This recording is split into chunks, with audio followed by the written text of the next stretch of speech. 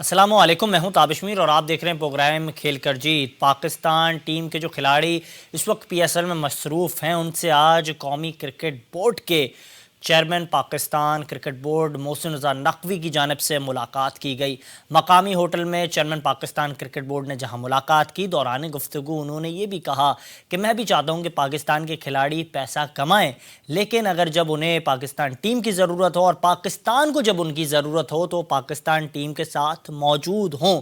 دوسری جانب انہوں نے یہ بھی کہا کہ پاکستان کی کرکٹ کے اندر سیاست بالکل نہیں چلے گی اور سیاست کے وہ تمام دروازے اگر کسی کھلاڑی نے کھولے تو اس کے خلاف بھی کارروائی کی جائے گی۔ دوسری جانب انہوں نے یہ بھی واضح کیا کہ اس وقت پاکستان کرکٹ کے اندر صرف میرٹ اور میرٹ کا ہی بول بالا ہوگا، جبکہ چیمپئنز ٹرافی سے متعلق جو پیچیدگیاں تھیں ان سے متعلق بھی انہوں نے بات چیت کرتے ہوئے کہا کہ کراچی، ملتان، راولپنڈی، لاہور کے اسٹیڈیمز کو ایک بار پھر سے تزئین و آرائش کے لیے کام کیا جا رہا ہے۔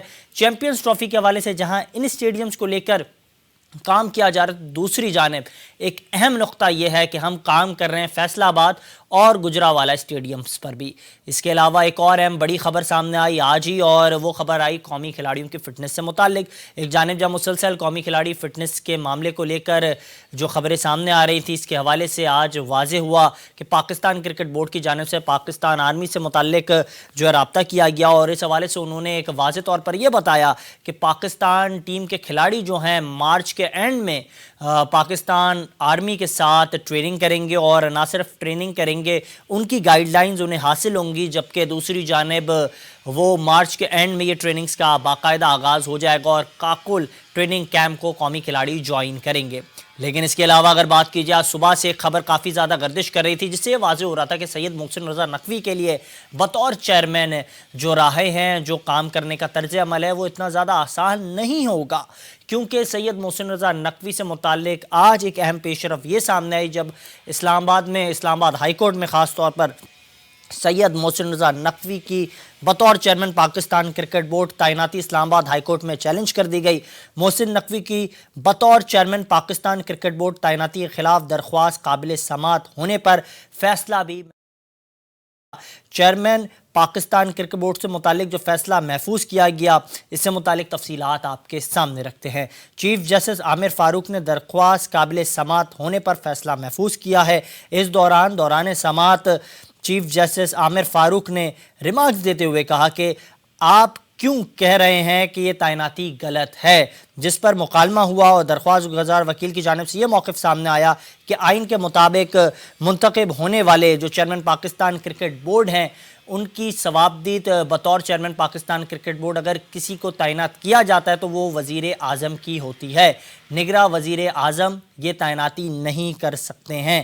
جس سے متعلق ہم نے دیکھا کہ دوران سماعت عدالت میں جو ہے چیف جسٹس عامر فاروق برہم بھی ہوئے، اور کیونکہ جب وہ یہ فیصلہ لکھ رہے تھے، تحریر کر رہے تھے، تو اس کے دوران جو شور شرابہ تھا اس پر وہ برہم ہوئے، اور انہوں نے کہا کہ اب آپ کو انتظار کرنا ہوگا اور انتظار کے بعد میں یہ فیصلہ جو ہے تحریر کروں گا جو سامنے آئے گا۔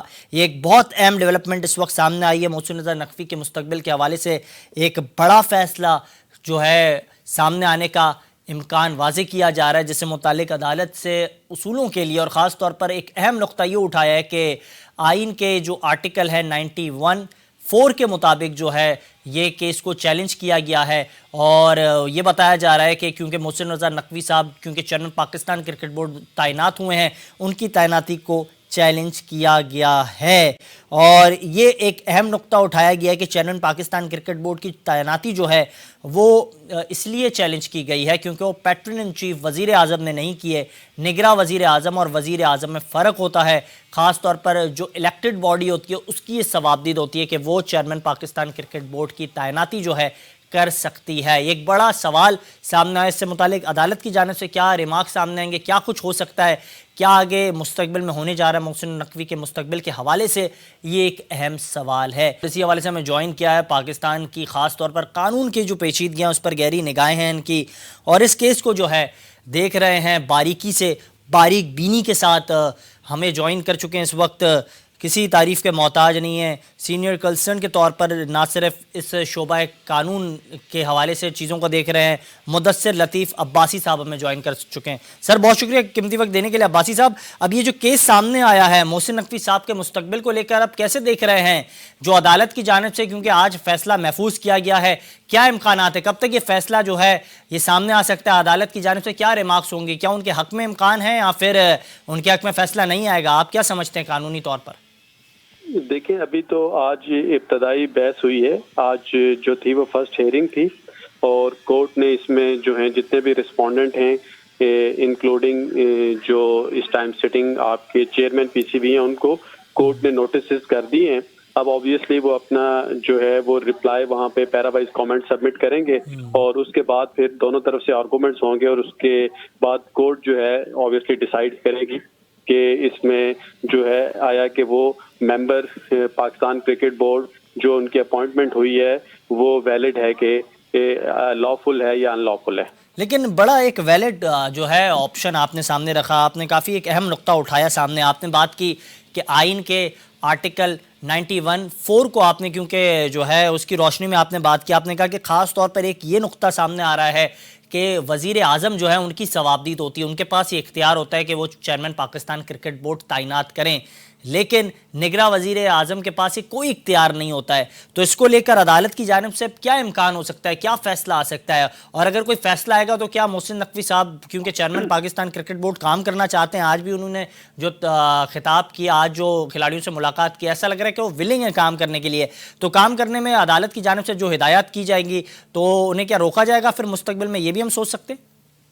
دیکھیں، اصل جہاں تک ایشو ہے کانسٹیٹیوشن کے اندر اور جو پاکستان کرکٹ بورڈ کا کانسٹیٹیوشن ہے اس کا آرٹیکل 5 یہ کہتا ہے کہ پیٹرن جو پاکستان کرکٹ بورڈ کا ہوگا وہ پرائم منسٹر آف پاکستان ہوں گے. اب پرائم منسٹر آف پاکستان اور کیئر ٹیکر پرائم منسٹر جو ہیں ان دونوں کو، وہ دونوں جو پرسنالٹیز ہیں وہ ڈسٹنگوشیبل ہیں. وہ ایک کو آئین کے آرٹیکل 91(4) میں ڈسکس کیا گیا ہے کہ آپ کے جو prime minister elected prime minister ہوتے ہیں وہ ووٹ لے کے آتے ہیں، ان کو ایم این ایز ووٹ دیتے ہیں، اس کے بعد وہ پرائم منسٹر بنتے ہیں. اور دوسرے جو کیئر ٹیکر پرائم منسٹر ہیں جن کا آرٹیکل 224(1)(a) میں ڈسکس کیا گیا ہے آئین کے، اس میں دونوں میں جو ہے اب جو کیئر ٹیکر پرائم منسٹر ہیں یا کیئر ٹیکر سی ایم ہیں وہ ڈے ٹو ڈے افیئرس کے اوپر اس کے اوپر آنریبل سپریم کورٹ کی ججمنٹس موجود ہیں کہ وہ کسی بھی قسم کی تقرری نہیں کر سکتے. تو ہمارا جو ہم نے ایک لیگل سوال آج جناب چیف جسٹس صاحب کے سامنے اٹھایا کہ یہ جو اپوائنٹمنٹ ہوئی ہے as a member Pakistan cricket board, وہ بیسیکلی جو ہمارے کیئر ٹیکر پرائم منسٹر تھے ان کا مینڈیٹ نہیں تھا، یہ جو الیکٹڈ پرائم منسٹر ہوتا ہے یہ ان کا مینڈیٹ ہے. تو اب اس کو آیا کورٹ اس کو دیکھے گی قانونی طور پہ جو انٹرنیشنل کرکٹ کاؤنسل کے جو کوڈ آف ایتھکس ہیں، آرٹیکلز آف ایسوسیشن ہیں، اس کے ساتھ ساتھ پاکستان کرکٹ بورڈ کا جو کانسٹیٹیوشن ہے اور کانسٹیٹیوشن آف پاکستان ہے، ان تینوں کو ملا کے دیکھا جائے گا. اور وہ آبویسلی ابھی چونکہ میٹر سب جوڈس ہے کورٹ میں، اس کے بارے میں کوئی زیادہ کامنٹ تو میں نہیں کروں گا، لیکن یہ ہے کہ پریما فیشی اگر آپ دیکھیں تو ہم یہ سمجھتے ہیں کہ یہ مینڈیٹ جو ہے وہ کیئر ٹیکر پرائم منسٹر کا نہیں تھا اور وہ جو نوٹیفیکیشن کر کے ان کو ممبر بنایا گیا ہے وہ درست نہیں تھا. بالکل، بہت اہم نقطہ اٹھایا اور اس حوالے سے ہمارے ساتھ موجود تھے مدثر لطیف عباسی صاحب، اپنی قیمتی رائے جو ہے اس حوالے سے دے رہے تھے. بہت شکریہ آپ کا، کیونکہ آپ اس مدعے پر بات کر رہے تھے، آپ نے اپنا موقف پیش کیا اور آپ نے ان کی گفتگو ملاحظہ کی. ان کا یہی کہنا تھا کہ جو ثوابدید ہے وزیر اعظم کی اس کو بائی پاس کر کر جو نگراں وزیر اعظم نے یہ اسٹیپ لیا ہے یہ درست نہیں ہے. دوسری جانب پروگرام میں آگے بڑھتے ہیں، بات کرتے ہیں پاکستان سپر لیگ سیزن 9 کے حوالے سے، جہاں راولپنڈی کے پنڈی اسٹیڈیم میں کل پشاور زلمی اور اسلام آباد یونائٹڈ مد مقابل تھی. پہلے بلے بازی کرتے ہوئے شاندار انداز سے اسلام آباد یونائٹڈ نے بیٹنگ کا مظاہرہ کیا اور ایک بڑا شاندار ٹوٹل سیٹ کیا، جس کے تعاقب میں آغاز میں ہی 5 وکٹیں گنوا دی تھیں، خاص طور پر پشاور زلمی نے. اور جہاں 5 وکٹیں گنوائیں اور پھر ہم نے دیکھا عامر جمال کی دھواں شاندار باکمال بلے بازی نے سب کو حیران کر دیا اور ایک بار پھر سے یہ واضح کر دیا کہ عامر جمال ایک شاندار آل راؤنڈر ہیں.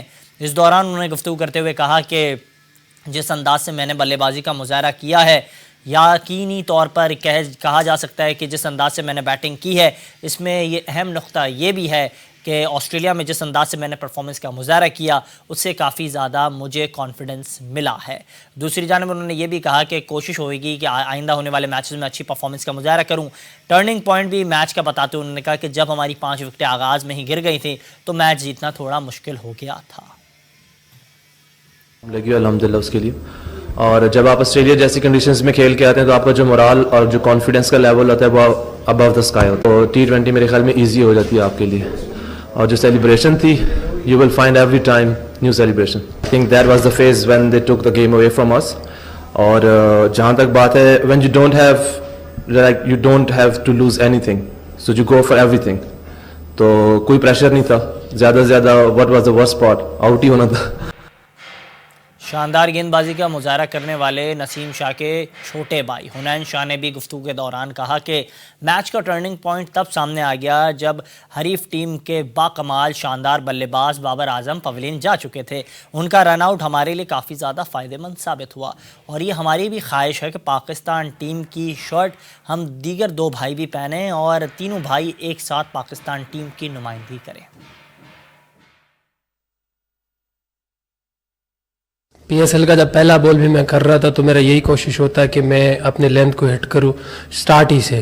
تو میں نے تب بھی یہی کوشش کی تھی کہ پہلا بال ہی آن دا ٹارگٹ کروں اور میں نے پہلا بال کرایا اور اللہ نے عزت دی ہے. اور آج بھی یہی کوشش تھا کہ میں صرف اپنے لینتھ کو ہٹ کروں کیونکہ میں نے نسیم کو دیکھا پہلے اوور میں وہ لینتھ کو ہٹ کر رہا تھا اور وہاں سے کافی اچھا ہو رہا تھا. تو وہ میرے پاس آیا اور بتایا بھی کہ اگر آپ لینتھ سے کرو گے تو اچھا ہوگا جیسے آپ کا نیچرل ہوگا. یہ تھا کہ رن آؤٹ ہو گیا بابر اور ہم نے ہمارا اچھا دن تھا. ہم سب نے اچھی بولنگ کی اچھی فیلڈنگ کی ہے تو اللہ نے ہمیں عزت دی ہے. تو ہمارے لیے ٹرننگ پوائنٹ تھا بابر بھائی کا آؤٹ ہونا. دیکھیں پہلے سوال کا تو یہ کہ ہم ایک بال بھی ریلیکس نہیں ہوئے چاہے پہلا بال ہو یا گیم کا آخری بال ہو. ہمارا یہی تھا کہ ہم نے ہر بال پہ اتنا ہی ایفرٹ کرنا ہے چاہے ہم پہلے اوور میں 3 آؤٹ کریں یا مڈل اوور میں 3 آؤٹ کریں. ہمارا یہی پلان ہوتا ہے کہ ہم آخر بال تک لڑیں اور رزلٹ جو بھی ہو ہمارا کام ہوتا ہے کہ آخری بال تک لڑے. دوسری بات یہ کہ تینوں بھائیوں کا پاکستان کے لیے کھیلنا. دیکھیں as a cricketer as a professional آپ کا یہی گول ہوتا ہے کہ آپ اپنے کنٹری کو ریپرزینٹ کریں. تو میرے خیال سے ہم تینوں کا یہی ہے. ایک کھیل گئے باقی دونوں جو ہم رہ گئے ہمارا بھی یہی گول ہے کہ پی ایس ایل جیسے اپرچونٹی ملی ہے یا کہیں اور ہمیں موقع ملتا ہے تو ہم کوشش کریں گے کہ اچھا پرفارم کر کے پاکستان کو ریپرزینٹ کریں. ہم سارے یہی کوشش کر رہے تھے کہ پہلا بال ہو یا آخری بال ہو ہم نے ایفرٹ اتنا ہی کرنا ہے اور ہم نے ایفرٹ کیے. اب ہم یہ نہیں کہہ سکتے کہ شاداب بھائی بیٹنگ پہ فوکس کر رہے بالنگ پہ نہیں کر رہے اس لیے ہم 80 رن سے 29 پہ جیت گئے. وہ بیٹنگ کر رہے ہیں ماشاءاللہ یہ پاکستان کے لیے اچھا سائن ہے کہ وہ ایک گڈ آل راؤنڈر ہے.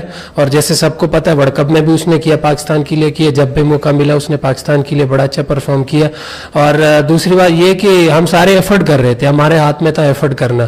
باقی وہ بہت اچھا کھیل گیا اس کا دن تھا آج جو بھی اس نے شاٹ کھیلا وہ لگا اور اس کو باؤنڈری ملی ہے. تو یہ آج اس کا دن تھا ہم نے کوشش کی تھی. Thank you.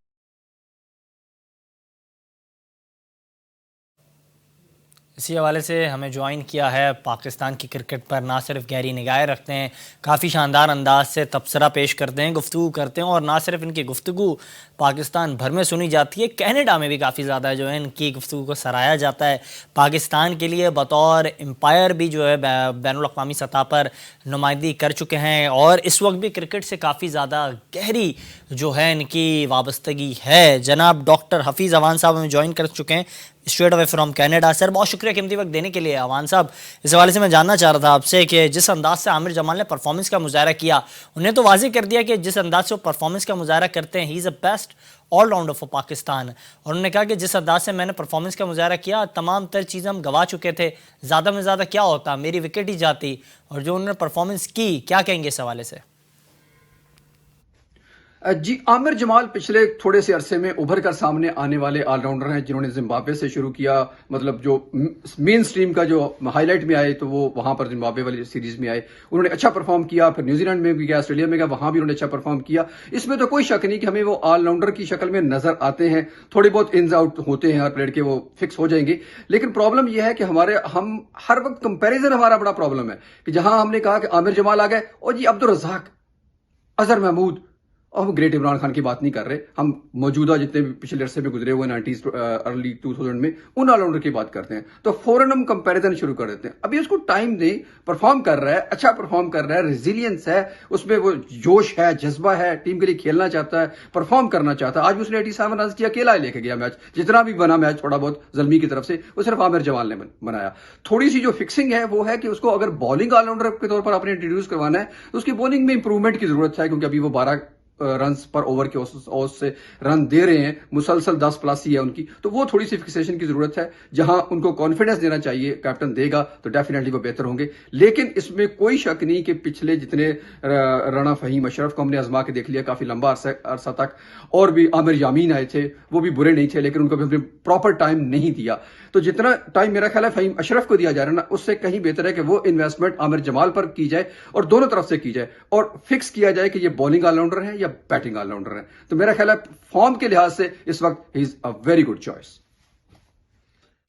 بالکل, بڑا شاندار آپ نے اس حوالے سے جو عامر جمال کی پرفارمنس پر بات کی. لیکن دوسری جانب مجھے کائنڈلی یہی بتائیے گا, بابر اعظم جب پرفارمنس کا مظاہرہ کرتے ہیں تبھی ہمیں ایسا لگتا ہے پشاور زلمی ایک اسمارٹ ٹوٹل جو ہے وہ بناتی ہے, ایک اسمارٹ چیس کے لیے پشاور زلمی جاتی ہے. جب بابر اعظم کے اسمارٹلی اننگز ہوتی ہیں, ایک اچھی نوک وہ کھیلتے ہیں, تو کیا کافی زیادہ ڈیپینڈ کرتی ہے پشاور زلمی بابر اعظم پر؟ کیونکہ جس انداز سے ہم نے دیکھا, حنین شاہ نے بھی کہا کہ ٹرننگ پوائنٹ گیم کا وہی تھا جب بابر اعظم رن آؤٹ ہوئے.